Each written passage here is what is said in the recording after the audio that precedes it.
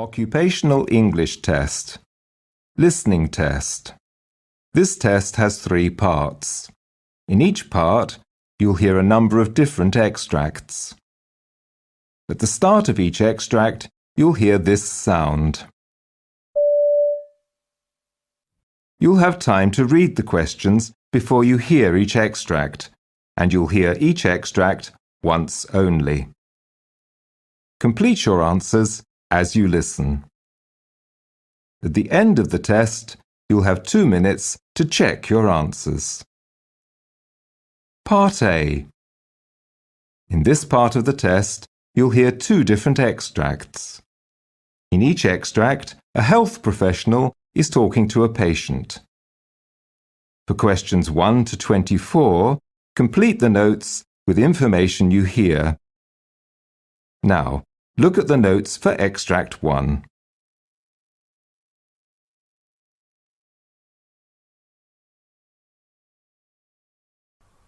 Extract 1. Questions 1 to 12. For questions 1 to 12, complete the following notes with a word or short phrase.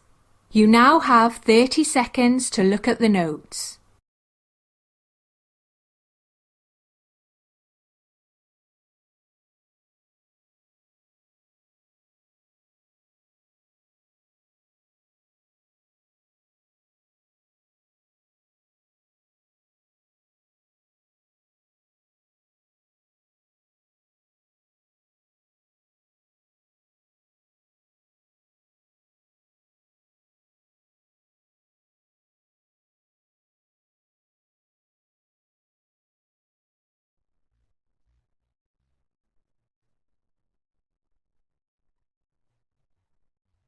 Mr. Murray, I'm Dr. Corbett. Nice to meet you. Yes, sir. Nice to meet you. Yeah, first time we've met. Yes. Yeah. Yes. So I understand you made an appointment for an examination. Yes, correct. And we're going to a complete physical examination. I understand. Yes. And I'm going to ask you about why you came into that. But will you mind if I take a few notes just in case? No, that'd be fine. In case you got lots to tell me. Don't want to miss too much. That'll be fine. Good. Good.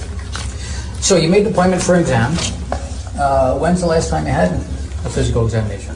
Probably 2 years ago. 2 years ago. Yeah. Okay. Well, tell me why you made this one. Well, I had these chronic headaches going on that I've had for about 3 months now, and they're just not getting any better, and I want to see if there's something we can do about it. So when you say chronic, you're referring to the fact that they've just been steady for 3 months, or they've been longer than that? Well, it started 3 months ago, and they were like every other day or so, and now I'm having them every day. And so you have no days when you don't have a headache? I have a headache every day. But at the beginning, it didn't seem to be quite as noticeable then for you. No. Describe the headaches. Where are they, and what do they feel like? They start at the back of my head here, and they kind of come up around my temples, I guess you call it, and into the front of my head. Sometimes they're throbbing. Other times they're not quite as bad. So it's both sides of your... Yeah. It starts in the back and comes up the front. Correct. Do you have a headache all the time, or does it just come in episodes?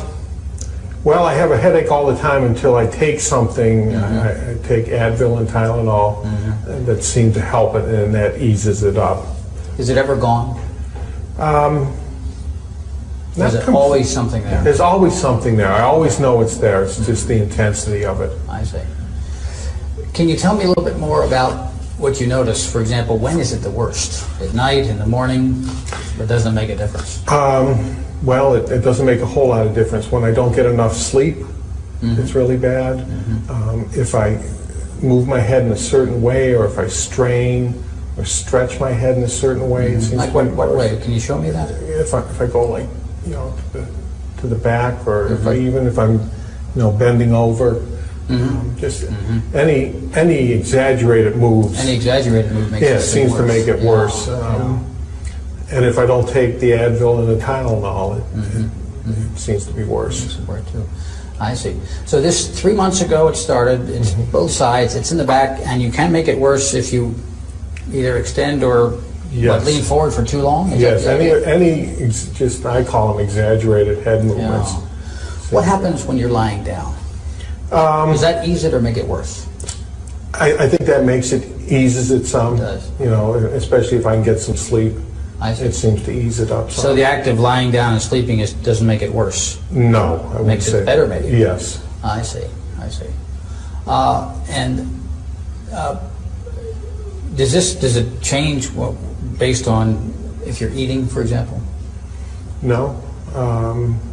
You know, Does eating make it worse or better? No, eating doesn't seem to. So having a full stomach exasperate it. doesn't seem No. to bother it at all? Uh-huh. I don't know.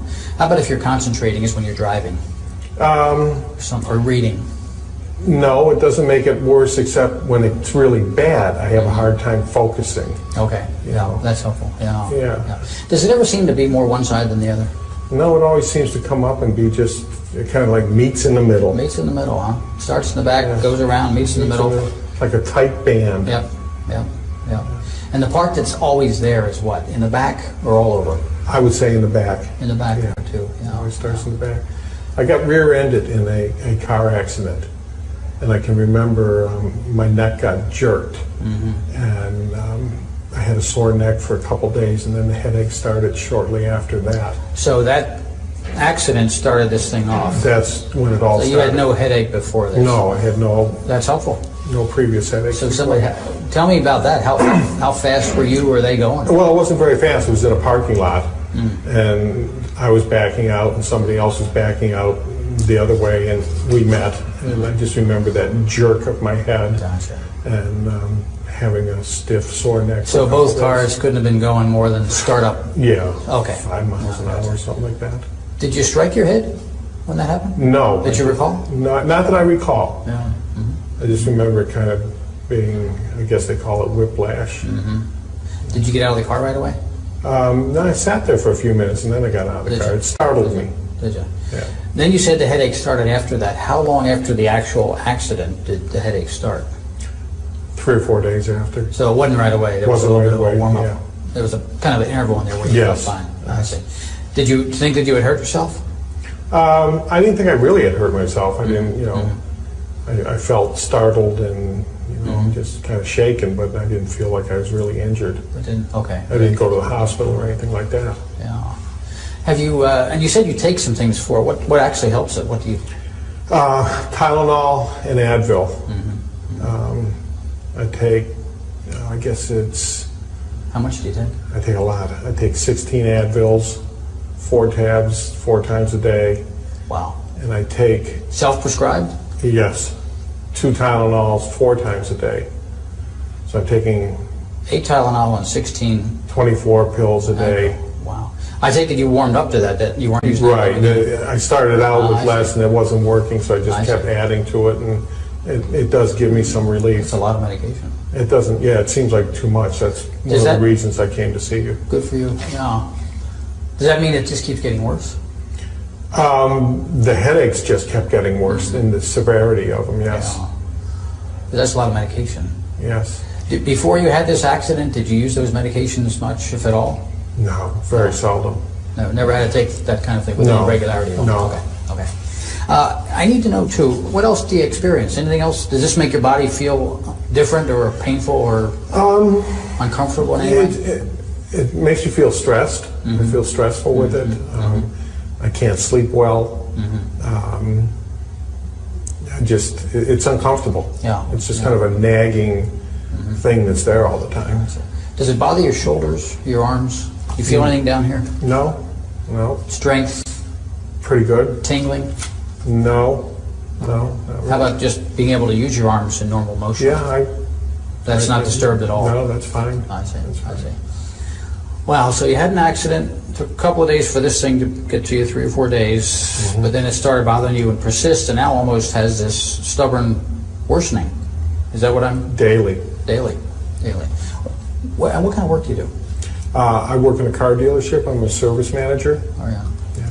So has this had an impact on your ability to just do your normal stuff? Well, again, it has in that it's uncomfortable. I feel stressed because of it. I'm able to do my job. I So like you my can job. do your work. Have you missed any days from work? I think I missed 2 days in the beginning, but I've been at work since then. I'm able to go to work, but I make sure I have my Advil and Tylenol with me. Other than that, I'm working. You sound like a great okay. employee to me.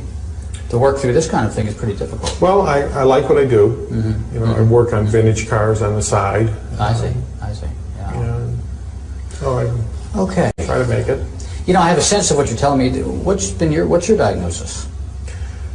I don't know if I did something to my spinal column back there. I don't know what you guys call it, but something happened when I got hit, is what I think. A jerk did something. Other than that, I don't know what it is. But you're fairly sure there was a couple of days in there where it wasn't obvious to you that there was anything wrong? Other than it just being sore. Okay. It was sore and stiff.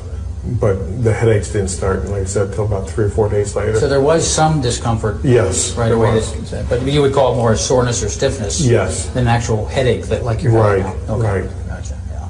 I need to know a few more things about the effect of this on you. How's your sleeping? Do you sleep okay? And I don't sleep well at all. Why not? The headache, the discomfort, it's hard to get to sleep. I sometimes can get to sleep and then the headache wakes me up. So my sleep patterns have been totally So that's disrupted. So how much sleep are you getting at night compared to what you like to get? Well, I used to sleep the night through, which was probably at least 8 hours. And I'm probably up 3 and 4 times a night now. Wow. And how long is that? I would call it a sleep deficit. How long has that been going on? Well, this happened 3 months ago, probably 2.5 months now. Because it wasn't as bad in the beginning, but they did just get worse.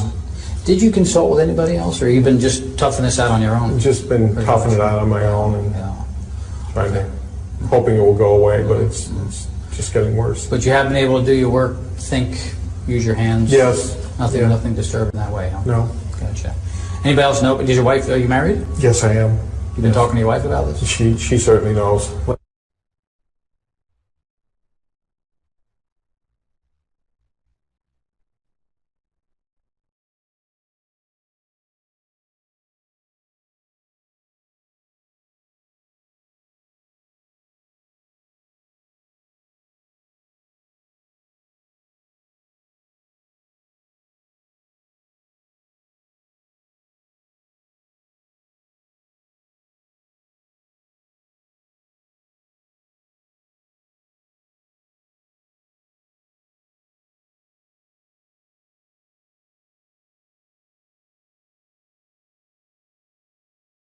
Extract 2, questions 13 to 24.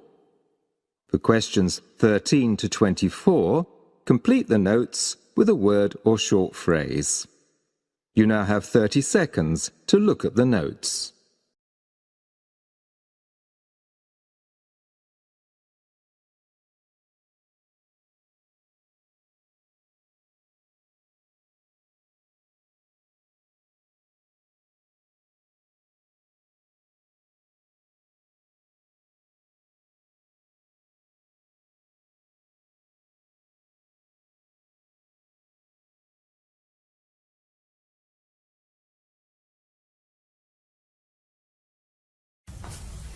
Could you please state your name and your birth date?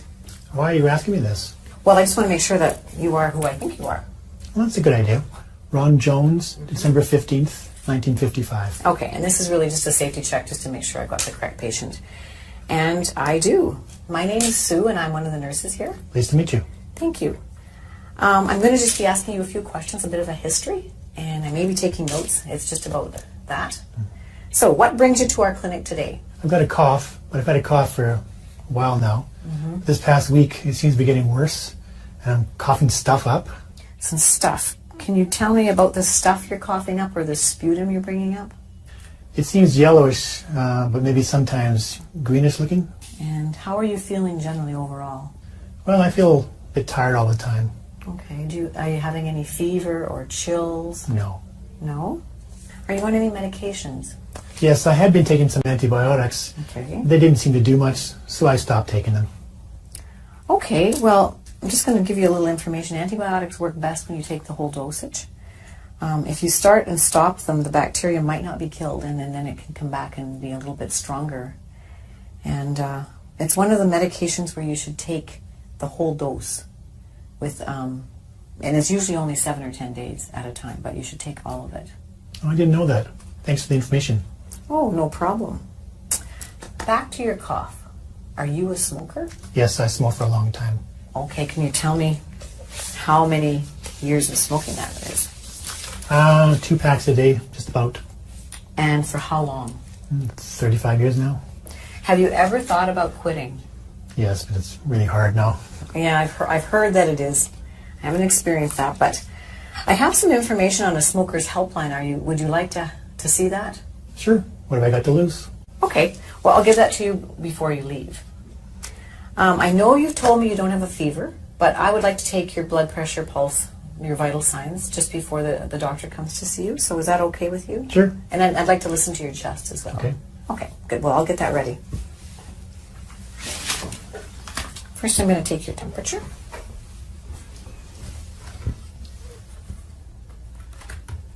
Okay. So just stick this under your tongue. I'll hold it because it's kind of heavy. Shouldn't be beeping in a minute. Great. Okay. I'm just going to put this in the garbage.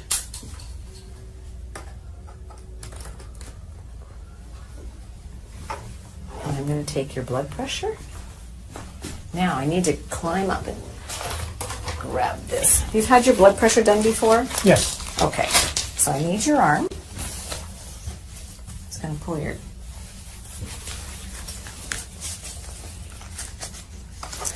And I'm going to have to get my stethoscope. And have you had your blood pressure done before? Yes. Okay. Do you know what it is? No. No. Now I'll take your blood pressure.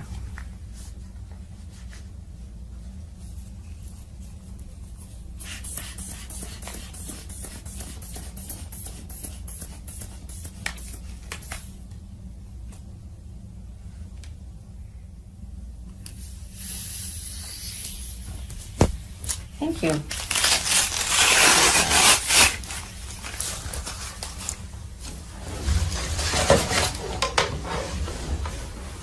Now, lastly, I'll check your pulse.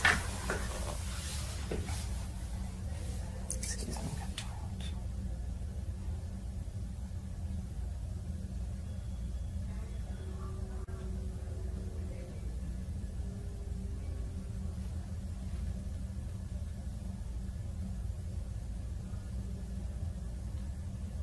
Okay, good. Thanks.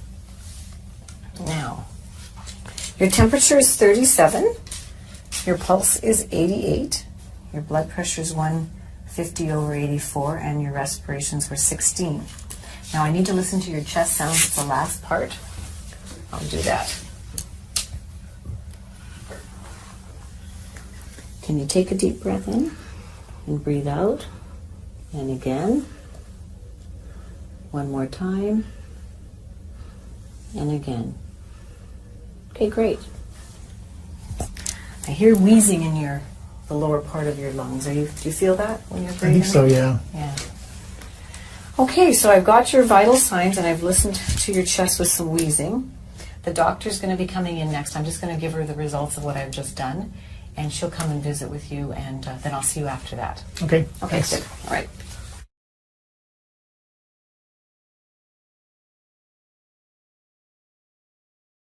Okay, I'm back. The doctor has heard the very same things that I heard. She's told me she's going to give you some inhalers to use at home. Have you ever used an inhaler before? Yes, I have, but they even showed me how to use a spacer. Oh, that's great. The spacer is supposed to help get the drug down deep into your lungs where it can work where it's supposed to. And have you ever had 2 inhalers before? No, why?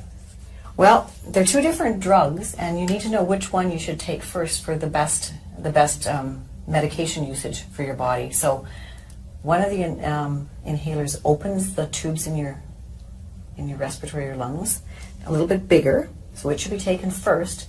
And then when you take the second drug, it goes a little bit deeper. It can go, the passageway is bigger, so it can go down into your lungs better, and it's an anti-inflammatory, so that drug is best to go second to get down to where the inflammation in your lungs is happening, causing you some problems. I had no idea that it would matter which one I took first. Yeah, you know what? Many people don't know that, so that's why I explained it, because if you understand, it makes so much more sense in how you should take them. I've learned a lot today, both about antibiotics and now inhalers. Yeah, good. I'm glad I could help with the information and anything. So what's next? Well, I think you can go home with your prescriptions. The doctor wants you to come back in about 10 days and take another course of antibiotics, but the whole dose. And 10 days later from now, you can make an appointment. So you make the appointment today on your way out, and you'll be seen again then. Okay, thanks for everything. I'll see you next week. Oh yeah, can I get that helpline number? Oh, right, I did get it when I was out of the room, so here it is.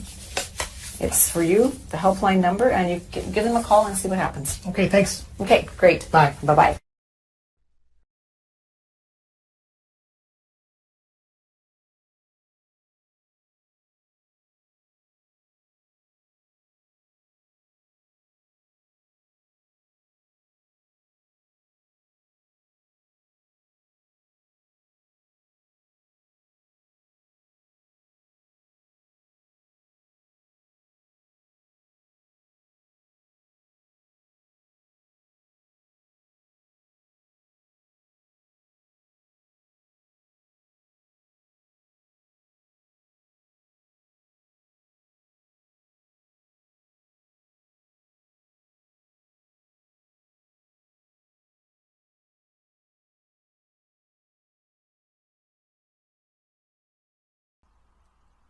Part B. In this part of the test, you will hear 6 different extracts. In each extract, you'll hear people talking in a different healthcare environment. For examples 25 to 30, choose the best answer, A, B, or C, which fits best according to what you hear. For you will have time to read each question before you listen to the audio. Complete the answers as you listen to the audio. Now look at question 25. You hear a discussion between 2 doctors about the complications which are expected at a later stage following heart attack.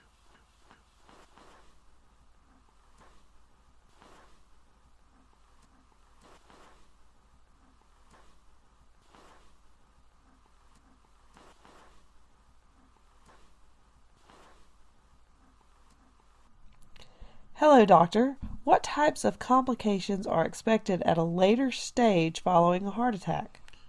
Well, there are certain complications that arise at a later stage following heart attack. In the condition called aneurysm, a scar tissue builds up on the damaged heart wall, resulting in blood clots, low blood pressure, and abnormal heart rhythms. In the condition called pericarditis, the lining of the heart becomes inflamed, causing serious chest pain. Angina occurs when there is not adequate oxygen to reach to the heart, causing chest pain. During congestive heart failure, the heart beats very weakly, leaving a person feeling exhausted and breathless. In the condition called edema, fluid accumulates in the legs and ankles, causing them to swell. Loss of erectile function is caused by a vascular problem. Loss of libido or loss of sexual drive happens, especially in the case of men.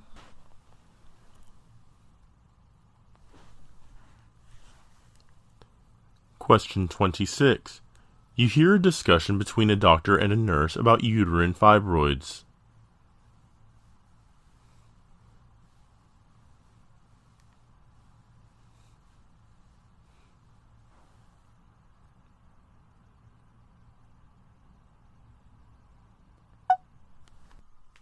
Hello, doctor. What are uterine fibroids? Well, uterine fibroids are benign tumors that may grow in various parts of the uterus of a woman. Intramural fibroids are the most common type of fibroid that appear within the muscular wall of the uterus. Intramural fibroids can grow larger and stretch the womb. Subserosal fibroids form on the outside of the uterus called the serosa, and may grow large enough to make the womb appear bigger on one side. Submucosal fibroids bulge into the uterine cavity. Pedunculated fibroids are attached to the uterine wall by a stalk-like growth called a peduncle, which is the main difference between pedunculated fibroids and other fibroids. If a pedunculated fibroid forms in the middle muscle layer or myometrium of the uterus, then it is called pedunculated submucosal fibroid. And if it forms outside the uterus, it is called a pedunculated subserosal fibroid.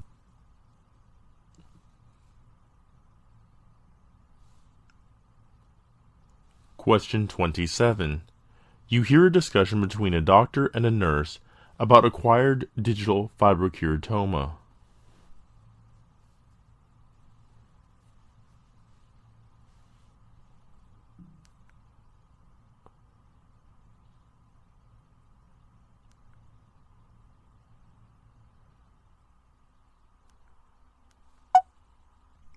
Hello, doctor. What is acquired digital fibrokeratoma? Well, an acquired digital fibrokeratoma is a benign tumor usually occurring on the fingers and toes, which is an uncommon condition often seen in middle-aged people. Usually the tumors have a dome-shaped appearance, but can also look like elongated projections in some cases. Acquired digital fibrokeratoma lesions are usually isolated, but are also associated with other tumors, in very rare cases. A type 1 acquired digital fibrokeratoma lesion is dome-shaped and has a dermal core that is made up of a thick, intertwined bundles of collagen, which are typically oriented along the lesion's vertical axis. There are numerous capillaries, thin elastic fibers, and fibroblasts between the bundles of collagen. The type 2 acquired digital fibrokeratoma lesions are less common. Although they appear similar to type 1 tumors, histologically they are typically tall and also have a considerably higher number of fibroblasts and fewer elastic fibers. A type 3 acquired digital fibrokeratoma is very rare, and the tumors are fluid-filled and have fewer elastic fibers. The lesions can be flat to dome-shaped.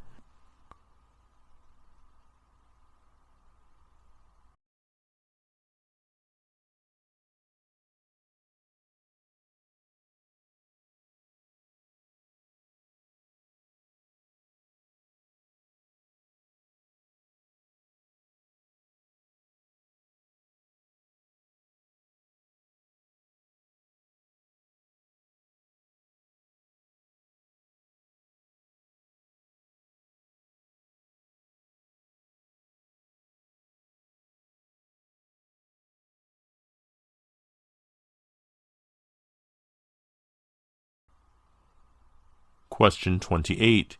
You hear a discussion between a doctor and a nurse about pelvic organ prolapse.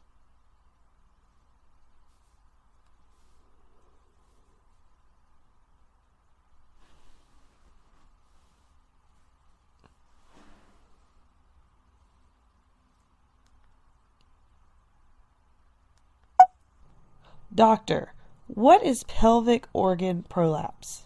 Well, pelvic organ prolapse refers to the condition in which one or more of the pelvic organs suffers descent from their normal position in the pelvis. It may be congenital, or acquired defect, or weakness in the normal pelvic supporting structures. The anatomical categorization describes which organ is primarily involved in the descent. Urethral involves the anterior vaginal wall, and urethra descend into the vaginal opening. Cystocele involves descent of the anterior vaginal wall and bladder. Cystourethral involves the prolapse of the bladder and urethra along the anterior vaginal wall. Uterovaginal prolapse involves the descent of the uterus, the cervix, and the vaginal vault. Enterocele prolapse of the posterior uppermost part of the vagina with loops of small intestine that have accumulated inside. Rectocele involves descent of the lower posterior wall of the vagina and the rectum which bulges into it.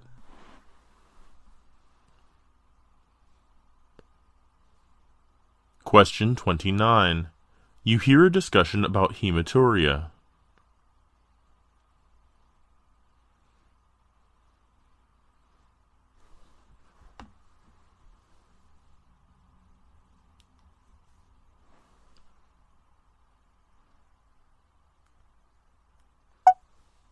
Hello, doctor.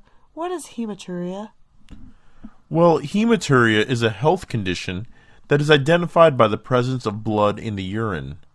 Microscopic and macroscopic are the two major classifications of hematuria. The different types of hematuria categorized based on the cause are: infective hematuria is caused due to pyelonephritis, cystitis, or urethritis. Stones-related hematuria is caused due to staghorn calculi, calcium stones, or uric acid stones. Trauma-related hematuria is caused due to pelvic trauma, renal injuries, or foreign bodies. Renal hematuria is caused due to immunoglobulin A nephropathy, hereditary nephritis, medullary sponge kidney, or thin basement membrane diseases. Iatrogenic hematuria is caused due to recent endoscopic procedure, transrectal ultrasound, traumatic catheterization, radiation, indwelling ureteric stents, renal biopsy, extracorporeal shockwave lithotripsy. Benign hematuria is caused due to strictures, renal masses, or benign prostatic hypertrophy. Malignant hematuria is caused due to prostate acinar adenocarcinoma, or renal cell, transitional cell, squamous cell, or urothelial cell carcinoma.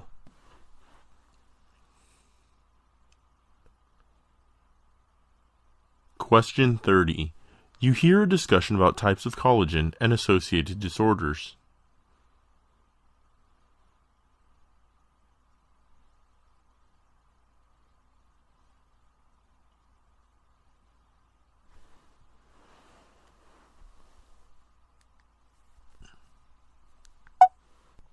Doctor, can you explain different types of collagen and associated disorders?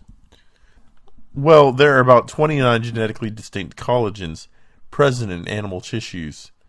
Collagen types 1, 2, 3, 5, and 11 self-assemble into D-periodic cross-striated fibrils. Here, the D is about 67 nanometers, and there is characteristic axial periodicity of collagen. Type 1 collagen is found throughout the body except in cartilaginous tissues. It is the main component of bone. It is also synthesized in response to injury and in fibrous nodules and fibrous diseases. Type 2 collagen is the main component of cartilage.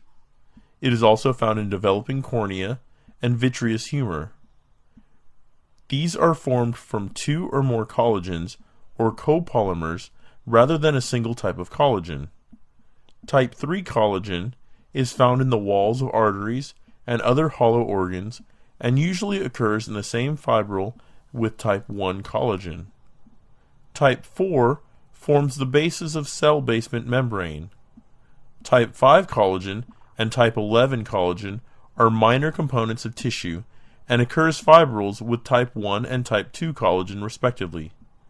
Type 5 forms cell surfaces, hair, and placenta.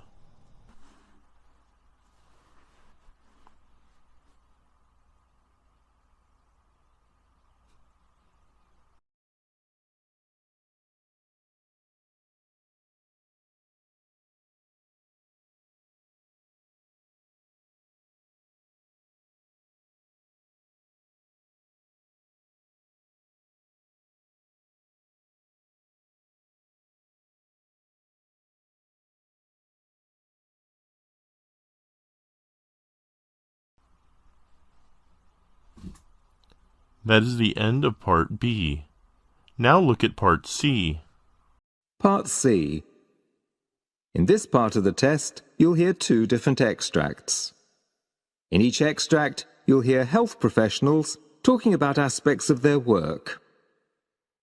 For questions 31 to 42, choose the answer A, B, or C, which fits best according to what you hear. Complete your answers as you listen. Now look at Extract 1. Extract 1, questions 31 to 36.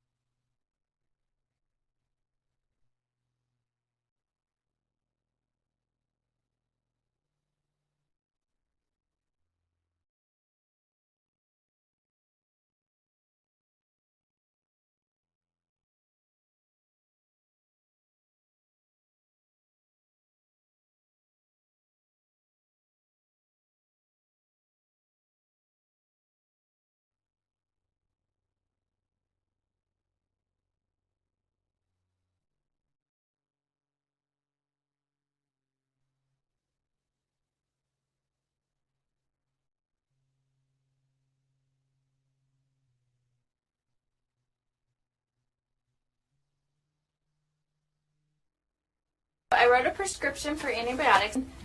I did want to talk to you, though. I'm a little bit concerned looking through his chart at how many ear infections he's had recently, and I noticed that you had checked the box that someone's smoking in the home, so I was wondering if you can tell me a little more about that. Well, it's just me and him, and I do smoke. I try really hard not to smoke around him, but I've been smoking for 10 years, except when I was pregnant with him. But it's so stressful being a single mom and having a full-time job, and so it's just, that's why I started smoking again. You have a lot of things going on, and smoking's kind of a way to relax and de-stress. Yes, yeah. Some people have a glass of wine, I have a cigarette. Sure. And it sounds like you're trying not to smoke around him. Why did you make that decision? I know it's not good for him. I mean, I've read those things about ear infections and asthma and stuff, but other kids have ear infections and their parents don't smoke. So on the one hand, you're worried about how your smoking might be affecting him, and on the other hand, you're not so sure if it's really the smoking that's causing these problems. Right. Yeah. I mean, he doesn't have asthma. He hasn't had a lot of other problems that his other friends have. So, and I've thought about quitting before in the past, but I just don't see how it's possible right now. What made you decide to quit smoking when you were pregnant? Well, he was inside me and we were sharing everything, and I knew that he would get some of that, and I just didn't think I could live with myself if something happened to him. Right now, though, it feels almost too difficult to even manage or even to try. Yeah, exactly. How were you successful when you quit before? I don't know. I think about it now. I don't even know how I did it. I just did it. You know, I just couldn't imagine like him not being born or going into labor early and him having problems and stuff like that, all the stuff that they talk about with women who smoke. So that was just enough to say, okay, you know what, I'm not going to risk that. Mm-hmm. So the risks were so scary then that you were able to stop, but they don't feel as scary to you now. No, I mean, we're two separate people, and like I said, I try really hard not to smoke around him. I'm pretty good about that. I don't let other people smoke around him. So You're doing the best you can do. Yes. Yeah. Okay, but it sounds to me too like part of you really does want to quit. Yeah, I know that I need to, and I keep every new year I say, okay, this year I'm going to quit smoking, but then something happens and it just doesn't. It's on your to-do list. It's just not making it to the top. Yeah. If you did decide to quit, on a scale of 1 to 10, where 1 is not at all confident, you don't think you could do it, and 10 is you feel pretty certain that you could, where do you think you fall right now? Probably like a 5. Kind of in the unsure area. Mm-hmm. Like, I know I've done it before, so I know I can do it, but at the same time, it just seems really hard, and it's not the same situation. Well, what made you say 5 rather than 2 or 3? I know all the ways it's bad for me, and I don't want him to grow up thinking that it's okay to smoke. I don't want him to use any kind of, I don't want him to chew or anything like that. So I know I need to, especially before he gets old enough to understand what mommy's doing, but I just don't know if I can do it. Okay. So it sounds like you have a lot of reasons why you'd like to quit. You have been successful quitting in the past, and right now you're just feeling a little bit hesitant about your ability to do it. Yeah. Where do you think we should go from here? I don't know. I'd like some help. I just don't know what kind of help I need. Sure. Well, if you'd be interested, that's something I can definitely talk to you about. There are a lot of new options that can actually help people be way more successful in their attempt at quitting. There's different medications you can try. I don't like medicine. Okay. There's also a lot of support groups and classes that you can take where you have other people to go through it with you, and sometimes just having that support can be a big part of it, especially for people like you where smoking is such a stress reliever. That sounds nice, but I'm not sure if I have the time for all that. Sure. It feels like something that would take up a lot of time and maybe not fit into your life. I wonder if we could talk about some options that might fit into your life. That would be really nice. Okay, well, if you're willing, then we could set up another appointment where you could come in and we could talk more about that. I would like that. That would be great. Great. Thank you. Sure.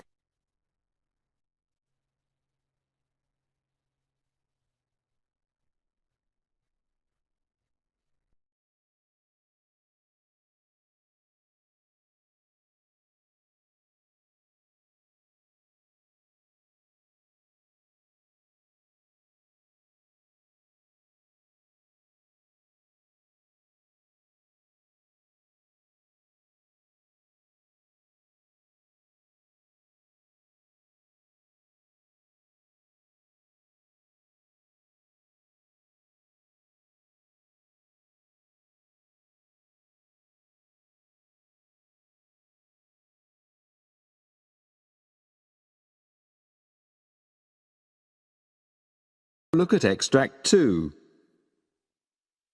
Extract 2, questions 37 to 42.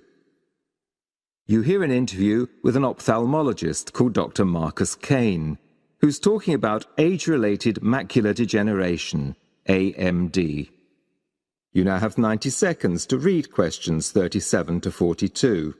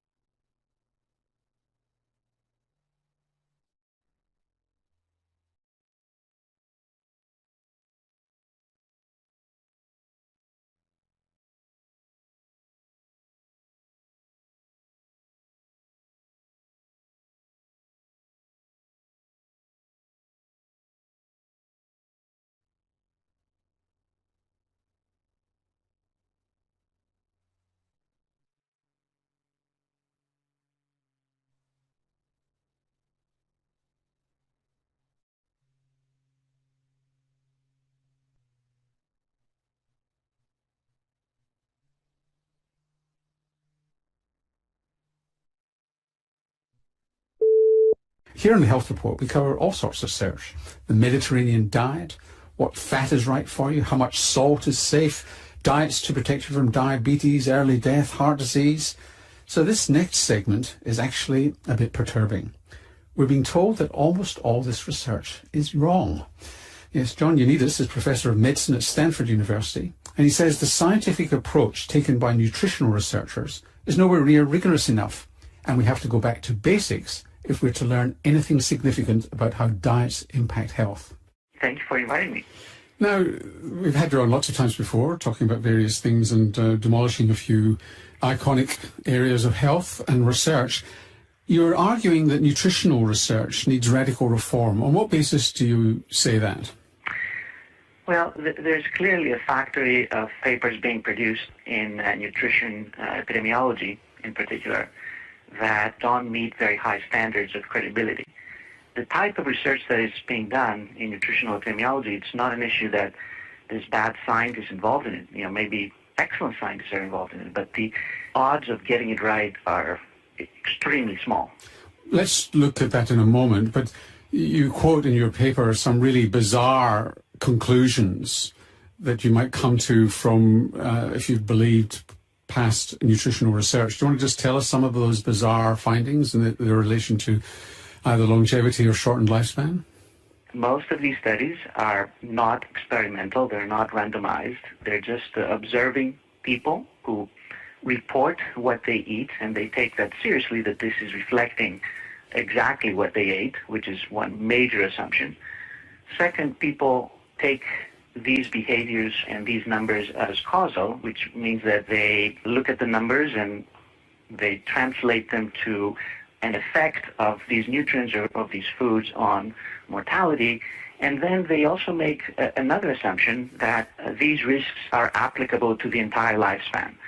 So then, let's take a number like 15% relative risk reduction in mortality or 15% increase in survival, which is a typical number that comes out of these studies. And this is the number that is the summary of all the data, for example, on what is the benefit with eating 12 hazelnuts a day.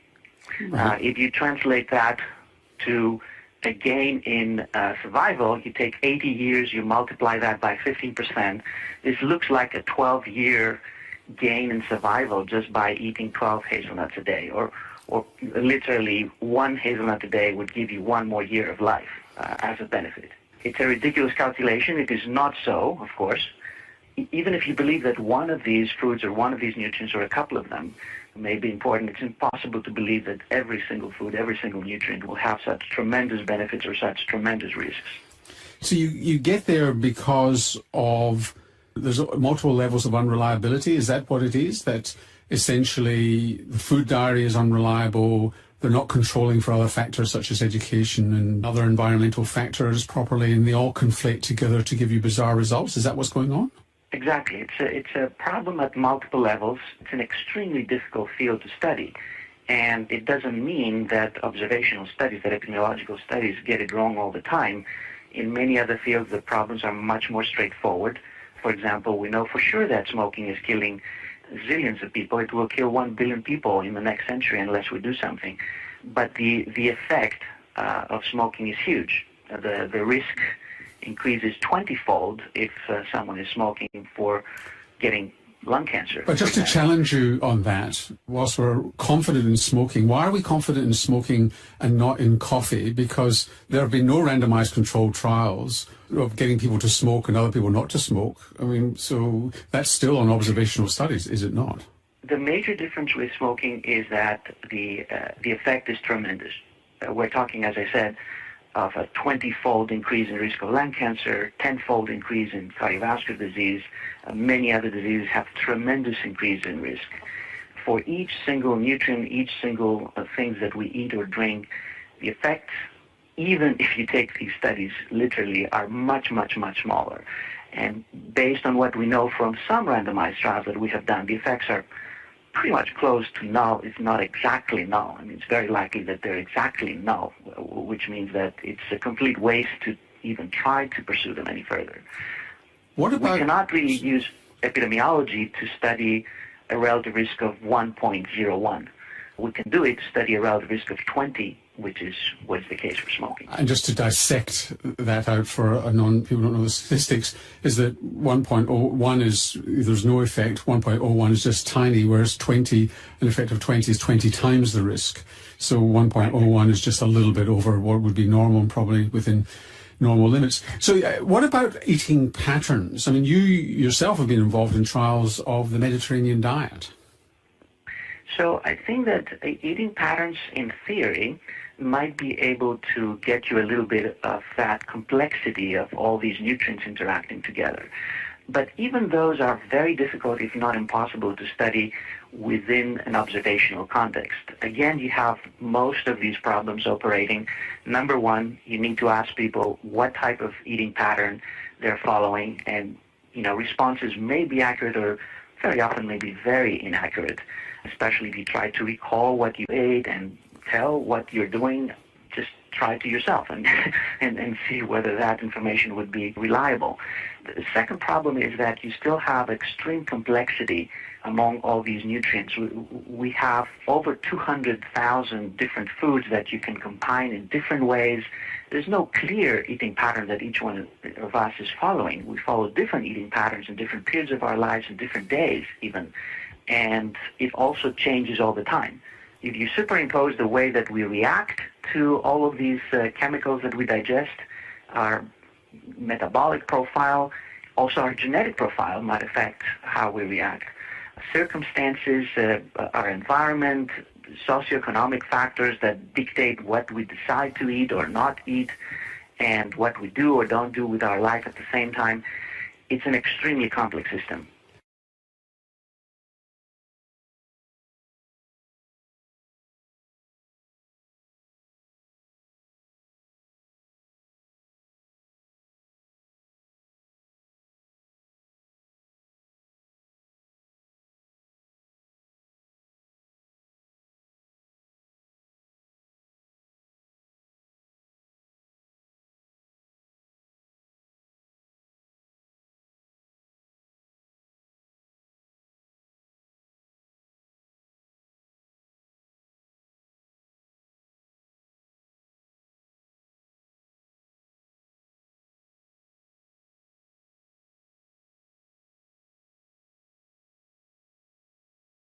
That is the end of Part C.